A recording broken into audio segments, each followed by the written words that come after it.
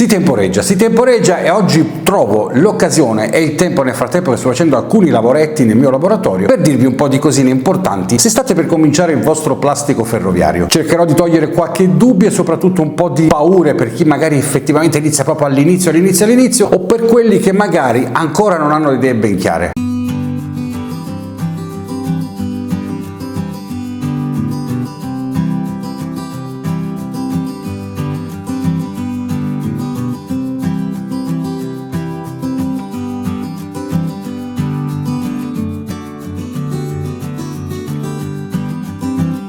Ciao ragazzi, bentornati e benvenuti su Ferrovie e Miniature, io sono Gio. Oggi voglio parlarvi di alcune cose importanti se stiamo per cominciare a fare il nostro plastico. Allora, partiamo subito col fatto che dobbiamo capire che cosa fa la nostra ferrovia, cioè che cosa abbiamo in mente di costruire. Questo non è un video di come fare il plastico, quanto spazio vi serve, che ambiente fare, no, che cosa effettivamente deve fare la mia ferrovia, cioè dobbiamo avere l'idea ben chiara su che cosa vogliamo andare a rappresentare nel nostro plastico. Allora, questo video io lo sto facendo proprio per chi ha veramente intenzioni di cominciare ad avvicinarsi al modellismo ferroviario in maniera, diciamo, determinata, ok? Quindi da modellista.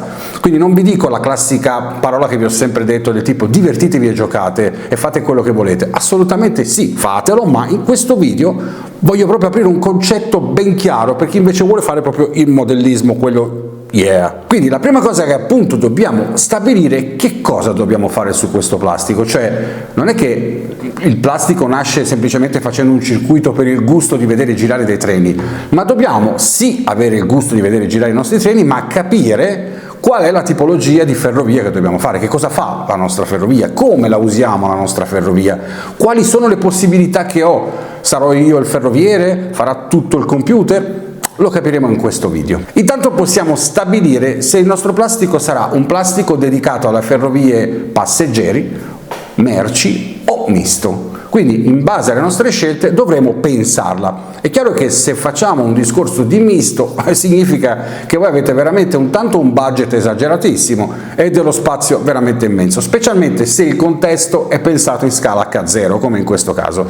Vedete, questa è una piccola locomotiva e vedete, per quelli che magari si stanno avvicinando al modellismo, solo questa sta praticamente sulle mie mani ed è abbastanza grande, diciamo, come spazio. L'appoggio su questo piccolo ponte, questo rappresenta un piccolo ponte in scala H0 e capite benissimo che in questo poco spazio io ho già una struttura che mi fa capire che se devo continuare ho bisogno di veramente tanto spazio. Ecco, è un esempio molto banale, ma per chi effettivamente è la prima volta che si avvicina in questo mondo deve un po' cercare di capire com'è la situazione. Possiamo scegliere anche magari di fare dei tratti turistici, nessuno ci vieta di creare le ferrovie, che ne so, il Bernina, ok, dove è rappresentato un panorama bellissimo e sono treni usati prettamente per il turismo, quindi abbiamo bisogno ancora peggio di ampie vallate, una paesaggistica infinita, ma questo ovviamente ci consente di cominciare a capire come dobbiamo muoverci e strutturare, anche perché se io devo fare per esempio un plastico prettamente turistico, so che devo comunque intanto cominciare a cercarmi tutti quelli che sono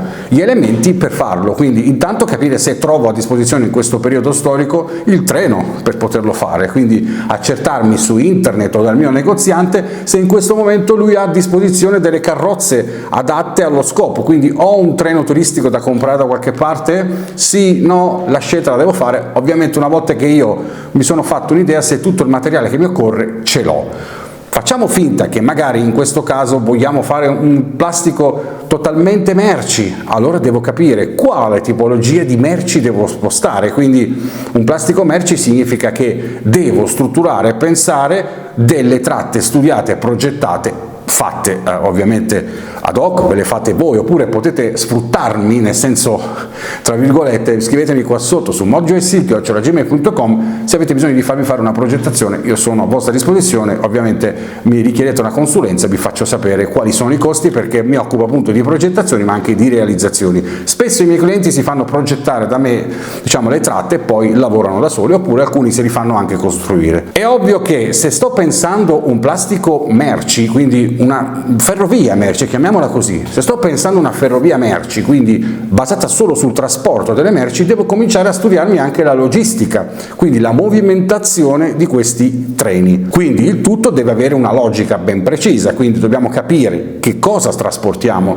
che tipo di merci stiamo andando a trasportare, metalli, minerali, legno, merci praticamente di trasporto, pacchi in generale, materiale che ne so liquido, quindi anche in base alle scelte del tipo di materiali che dobbiamo trasportare dobbiamo capirlo. Perché? Perché se io devo fare un trasporto di gas ho bisogno intanto di trovare dei treni, quindi dei carri per il trasporto dei liquidi a gas, quindi silos eccetera eccetera.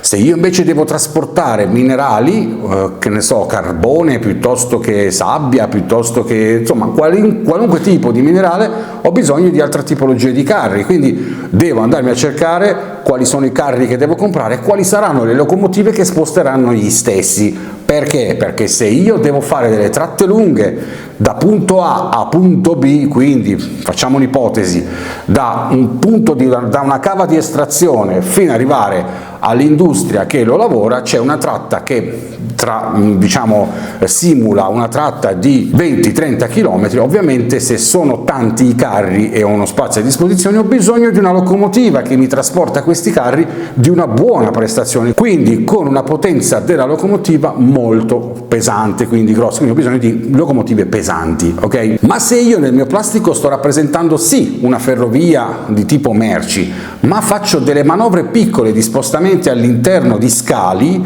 quindi ci sono molte persone che si costruiscono proprio degli scali veri e propri nel loro plastico, e quindi uno scalo che cosa rappresenta? Rappresenta anche un plastico di 7-8 metri, ma dentro c'è rappresentato solo la ferrovia proprio nello scalo, proprio nel senso vero della lavorazione, quindi è un classico punto a punto, un testa a testa, dove che cosa succede in questa ferrovia?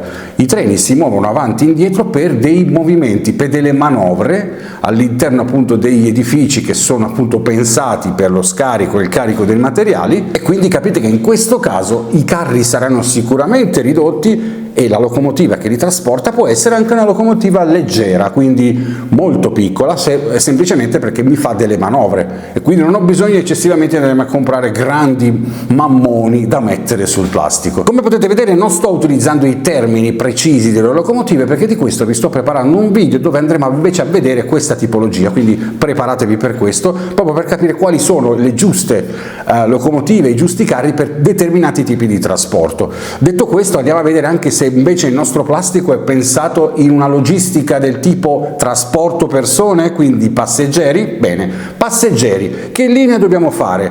Dobbiamo fare una linea di lunga tratta, quindi delle linee interregionali, quindi con una percorrenza veloce, o comunque delle piccole ferrovie, che ne so, addirittura con un binario soltanto che trasporta passeggeri da un paesino all'altro, 3-4 punti, un testa a testa o addirittura un ovale, un classico ovale, che mi consente di vedere girare continuamente il treno. Anche qui è pensata la cosa, perché se devo fare quella tipologia di ferrovia magari ho bisogno semplicemente di alcune navette con 2 carrozze, oppure ho bisogno di addirittura voglio rappresentare, che ne so, una ferrovia diesel o addirittura una ferrovia a vapore, dove magari i vagoni attaccati sono 2 semplicemente perché si muovono in una tratta così piccola, e quindi anche lì ammortizzo i costi, lavoro molto sul discorso paesaggistico perché in poco spazio riesco a fare molto. Ma se invece il mio intento è quello di una grande ferrovia, quindi una stazione con 3-4 binari dove dentro ci voglio far girare un mammone del genere, ok? E a questo punto capite che questa non trasporta semplicemente un piccolo vagoncino tipo questo, sì, lo può fare, ma capite che è pensata per un'altra cosa, è pensata magari per delle carrozze molto molto grandi, molto capienti, che portano dentro parecchie persone, e questo significa investire in un treno vero e proprio, quindi un convoglio vero e proprio che ci consente di fare grandi tratte. Altrimenti possiamo muoverci con una locomotiva diesel tipo questa, non vi dico i modelli perché ne parleremo più avanti, che ci permette semplicemente di trasportare carri corti come questi, ok? Perché ha ha una buona potenza, ma non necessariamente così potente da trasportare 50-60 carri. Possiamo anche permetterci di fare delle doppie, ma di questo ne parleremo più avanti. Questo che cosa vuol dire? Vuol dire che devo pensare alla struttura del mio plastico per capire come muovermi, come investire, avere le idee ben chiare di come e che cosa dobbiamo movimentare nel nostro plastico. È chiaro che se dovete fare una roba del genere, pensate a queste carrozze e la vostra idea è concentrata su questa tipologia di carrozze, capite cosa voglio intendere, no? Quindi volete questa situazione qua, ecco, questa situazione vuol dire tanti soldini, ma vuol dire anche tanto spazio. Se invece la vostra situazione è molto diciamo limitata a una roba così, mi autocostruisco un carro, posso anche costruirli così, il discorso cambia. Addirittura potremo pensare anche a discorsi di piccole movimentazioni, e quindi anche qui ragazzi, quando pensiamo a una ferrovia, in questo caso magari uno scalo, questo cos'è? Questo è un deposito, no? Devo pensare a un deposito dove una piccola movimentazione, pensare a queste idee qui, devo avere degli elementi che mi consentono di fare delle lavorazioni così, significa che devo lavorare molto sulla movimentazione, quindi non investo tanto sull'impianto in sé che è grande ed elevato, ma lavoro in una cosa molto ristretta dove ci sono tanti scambi, tanti smistamenti, perché devo muovere più treni possibile. Quindi questo ha un'altra tipologia di investimento, che non vuol dire che risparmio, attenzione, perché 3 scambi ovviamente costano di più che avere un ovale a doppio binario di 3-4 metri. Chiara la cosa, no? Quindi ecco il concetto, quindi dovete capire bene. Quindi prima di pensare a mettere giù il classico ovalone, il classico piattone che molti pensano sia il plastico della vita, in realtà va studiato in questo modo qua, perché io posso divertirmi anche facendo uno scalo di questo genere, cioè da punto a punto io trasporto minerali e mi diverto così, perché durante la tratta ho delle movimentazioni super fighe, perché consente al mio occhio di mettermi lì e guardare e godere della movimentazione avanti, indietro, stacco, attacco, prendo, smonto, scarico, riprendo, ricarico, riporto indietro, eccetera eccetera. E questo ragazzi, fidatevi che è una roba super figa. Voglio invece tanto dinamismo, devo vedere treni che girano continuamente, alta velocità, ok, allora qui dobbiamo lavorare su un concetto diverso, quindi a prescindere dallo spazio ho bisogno di un loop, ho bisogno di binari di ritorno, quindi degli ovali, dei cerchi, dei semicerchi che mi permettono di far girare i treni e farli tornare da dove sono partiti, e quindi anche questo ci consente di poter utilizzare delle situazioni del genere con grandi convogli che girano, ma questo è il classico plastico pensato dove appunto all'interno c'è il paesaggio e fuori ci gira la ferrovia. Questo è un classico, ma anche lì va studiato, perché se io devo fare all'interno il paesaggio e fuori la ferrovia devo stare attento a non esagerare. È un po' come dire ordinare una pizza e farsi mettere dentro tutto, ok? Capite che è immangiabile. Se io ordino una pizza scelgo se una margherita o se una 4 formaggi. So che nella margherita abbiamo la mozzarella e il pomodoro, nei 4 formaggi abbiamo effettivamente, oltre alla mozzarella e al pomodoro, l'aggiunta dei relativi 4 formaggi, ma non di più. Quindi disgusterebbe la cosa, renderebbe la cosa immangiabile. La stessa cosa nel mondo del modellismo ferroviario. Il di più, il troppo andrebbe ad appesantire l'occhio, ad appesantire il lavoro. E per esempio per i neofiti magari ci sono dei kit come questi qua dove vai a alleggerire il tuo lavoro, il tuo investimento, la tua diciamo scelta di quanti possono e devono essere gli edifici, perché in questo star set per esempio voi trovate già un qualcosa che vi permette di fare un piccolo paesino, un paesino di provincia, ma che vi dà la possibilità di avere una bella stazioncina con 2-3 binari e tutto il contorno. Costa pochissimo e avete già risolto il problema in 3-4 metri. Ora 3-4 metri, 5 metri, 6 metri, ma che stai dicendo? Spiegati. Vi spiego, non è facile capire come strutturare al meglio quello che vogliamo fare nel nostro spazio. A prescindere che tu abbia tantissimo spazio o poco spazio, dobbiamo usare il cervello. Cioè in questo caso per esempio una cosa che posso consigliarvi è di capire intanto come è fatta una ferrovia. Non potete andarci di persona, avete poco tempo. Esiste Google Map, è una delle strategie che io spesso uso e ho spesso dato anche ispirazione a tanti miei amici modellisti di fare questa tecnica, cioè volete strutturarvi una ferrovia simile alla vostra zona, ecco, andate su Google Map, andate sulla mappa e cercate di capire qual è la tratta ferroviaria che dovete fare, quindi capire come si muove questa tratta ferroviaria, che passaggi fa, come gira, quanti scambi ci sono, quanti tronchi ci sono, quante manovre posso fare. Ecco, questo vi permette di capire capire, cercare di portarla appunto fedelmente nell'ambito del nostro settore, quindi modellisticamente, quindi in miniatura, miniaturizzando ciò che abbiamo visto dall'alto. Google Maps sicuramente vi dà una mano perché vi fa capire effettivamente come si muovono le ferrovie, e questo vi consente di portarlo su progettazione, magari andate su software tipo Scarm, AnyRail, insomma ce ne sono tanti, e capire come potete strutturarla, e se proprio dovete necessariamente fare delle modifiche, voi con il software lo fate senza spendere soldi e fare delle spese inutili, ma capirlo già sul software, capendo lo spazio che avete a disposizione, come lo potete strutturare. Se proprio non ci riuscite, vi ricordo, potete contattarmi, vi faccio io il progetto, vi do una mano, e questo vi permette appunto di entrare nell'ottica di quello che dovete fare. A questo punto, una volta che avete scelto la tipologia di tracciato, ecco che voi potete cominciare a lavorare su come deve essere fatto questo plastico, e vi dà idee più chiare, perché il vostro investimento è basato su un qualcosa che ha già un senso, quindi non una cosa campata per aria. Intanto compro il legno, poi prendo i binari, poi prendo, certo è da fare questa cosa, ma dobbiamo capire bene dove dobbiamo arrivare, no? In modo da non andare a fare spese inutili, perché io spesso vedo magari persone, questo vabbè, nell'ambito dei collezionisti, che vanno alle fiere, vanno alle borse scambio e comprano qualunque cosa trovano perché gli manca nella collezione, nella vetrina. Questo è un altro discorso, ma se io invece sto lavorando sulla mia ferrovia, io devo decidere e avere ben chiare l'idea qual è la mia ferrovia. Quindi se vado a una borsa scambio e trovo questa che magari non mi interessa, perché comprarla solo perché costa 20 euro? Non mi serve, a me serve qualcosa che si adatta al mio tipo di ferrovia, e questo ci fa capire anche che se la nostra ferrovia è pensata e strutturata bene, a quel punto decidiamo in che epoca farla. Quindi effettivamente se io guardo dall'alto la ferrovia, che ne so, di Magenta, voglio rappresentarla, capite bene che la ferrovia di Magenta ha i suoi anni, quindi sulla ferrovia di Magenta capite benissimo che sono passati i treni storici, il trascorso di questa ferrovia ha una storia e io voglio rappresentarla, quindi decido di rappresentare la ferrovia di Magenta negli anni 70-80, e quindi devo cercarmi i convogli che giravano negli anni 70-80 e portarli in quel plastico. Quindi pensare negli anni 70-80 cosa girava intorno alla ferrovia di Magenta, quali tipi di edifici erano già stati costruiti e soprattutto come andavano vestite le persone in quell'epoca. Scelgo giusti personaggi da mettere sul plastico, quali erano le vetture, le automobili usate in quell'epoca, devo andarle a cercare e metterle sul plastico. Questo è il concetto del modellismo ferroviario. Detto questo, dobbiamo anche capire, dobbiamo farlo in analogico o in digitale? Allora, se sei un esperto e ti vuoi divertire tanto, l'analogico ti fa godere sicuramente, perché vi porta a uno stato di elevazione, di divertimento tale da farvi fare un sacco di cose. Le retrazioni vengono fatte in maniera diversa, ok? E questo ovviamente ti dà un'altra emozione, perché tu dai e ricevi dal divertimento, dal gioco stesso, dalla tua manualità, quello che hai fatto, perché l'hai fatto tu.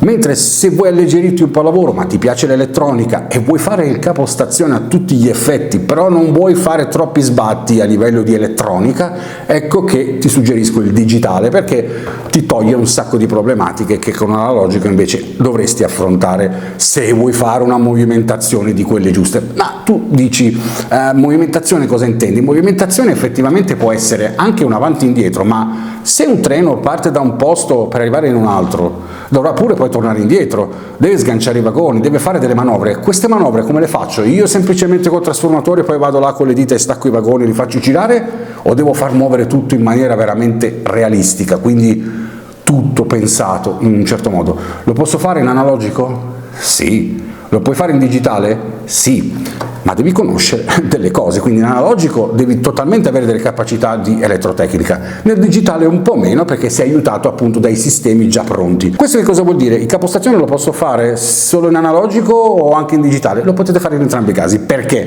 Perché se voi volete fare il visitatore del plastico e guardare tutto ciò che accade senza mettere un dito da nessuna parte, questa opportunità c'è sia in analogico che in digitale. Dovete conoscere appunto i sistemi di retrazione. Oppure voglio fare il ferroviere, il capostazione, e gestire tutto attraverso una centralina. Lo posso fare, quindi ho un compromesso tra me e la centralina, faccio un po' io e un po' fa lei, e questo è appunto una cosa che potete farlo sia in digitale che in analogico. Okay? Trovate sempre un punto di incontro tra voi e il vostro plastico. Ovvio, ottenere il top di tutto e vedere tutto che si muove in maniera automatica si può fare sempre in analogico e in digitale, ma ripeto, lì dovete avere delle conoscenze. Detto questo, è soltanto l'introduzione a quello che è il concetto di una guida vera e propria di come fare modellismo ferroviario. Ci sono tante opportunità, ci sono prezzi per tutte le fasce, come vi dicevo poco fa, questo che vi ho fatto vedere contiene tutti questi edifici che vi permette già di fare un paesaggio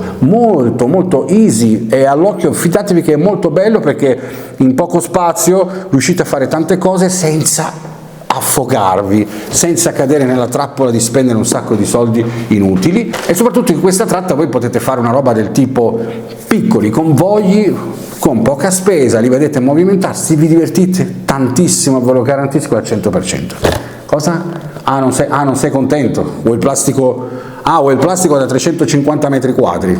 Va bene, lo puoi fare, non è un problema. L'importante è che il tuo portafoglio sia a fisarmonica, altrimenti non lo puoi fare. Raga, spero vi abbia dato un po' di delucidazione in merito in tutto questo. Io sto facendo un sacco di cosine, sto sistemando di qua, dietro la telecamera c'è un'altra parete che va ancora allestita e con questo avrei quasi concluso il laboratorio, dove qui vi farò vedere un botto di cose interessanti. Nel garage ho smontato tutto proprio per dare spazio al plastico di Daniel, in modo che lo monto tutto, lo finisco per poi preparare una nuova avventura che inizierà l'anno prossimo. Poi alla mia destra, voi non lo vedete, c'è quella stanza famosa dove vi ho fatto vedere il plastico sotterraneo e lì ci sarà il mio plastico, quindi un sacco di belle cose per il futuro. Ma raga, anche voi, io credo che abbiate capito che per fare tutto questo tutto funziona anche in base alla vostra presenza, quindi la vostra presenza del canale per me è fondamentale, quindi i vostri like, le vostre condivisioni per me sono fondamentali. Grazie per avermi portato fin qua, vi ringrazio di cuore e soprattutto ringrazio tutti coloro che hanno anche aderito al crowdfunding, che io spesso metto il link in descrizione per potermi supportare a grandi cose, perché ragazzi credetemi, da solo non è facile,